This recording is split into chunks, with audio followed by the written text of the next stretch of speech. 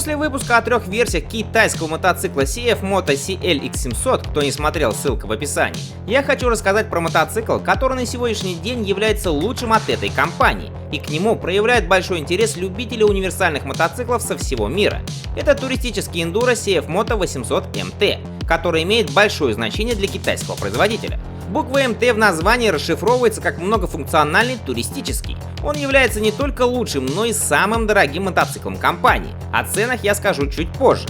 Однако, если сравнивать его с конкурентами, то он оказывается заметно дешевле японских и европейских производителей.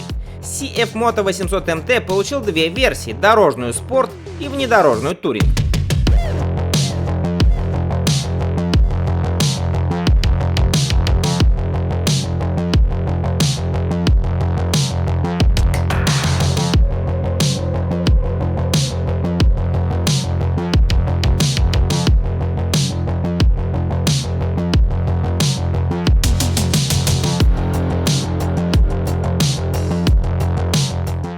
Самым интересным в этом мотоцикле является, конечно же, двигатель. И этакий козырь, благодаря которому китайцы надеются на общий успех МТ.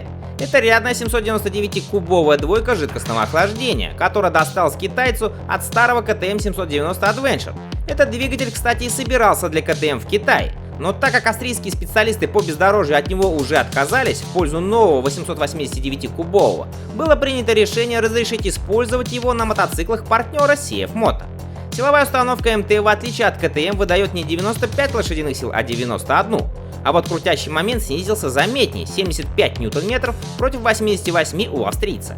Средний заявленный расход топлива составляет 5,5 литров на 100 км, что при баке в 19 литров обеспечивает запас хода в 350 км на одной заправке. Максимальная скорость 800 МТ — 200 км в час.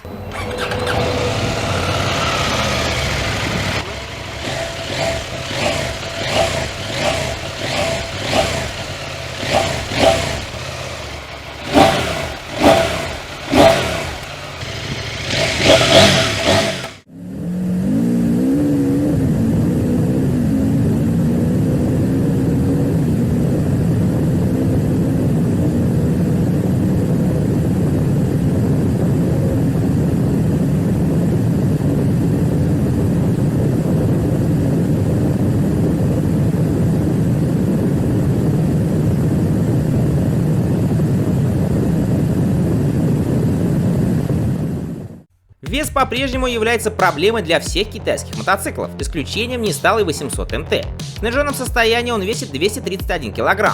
А если мотоцикл имеет комплект из 3 кофров, то все 248, что многовато для среднего класса.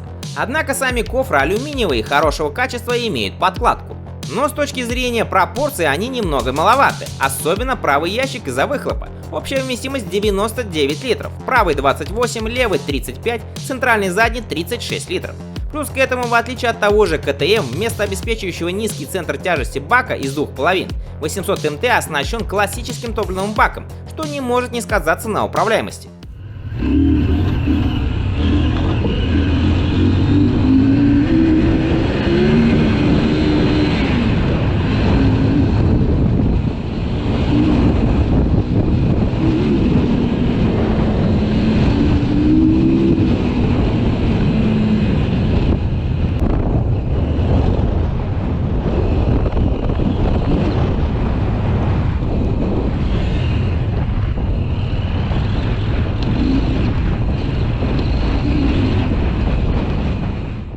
Подвеска мотоцикла, конечно, больше подходит для асфальта, нежели бездорожья, и состоит из компонентов Каяба. Это полностью регулируемая передняя перевернутая 43 мм вилка с ходом 160 мм. Сзади устанавливается моноамортизатор с ходом 150 мм.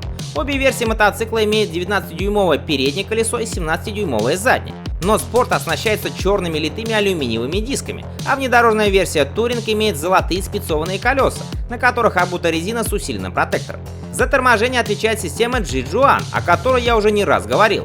Это 2 320 мм диска с 4-поршневыми суппортами спереди и один 260 мм диск сзади.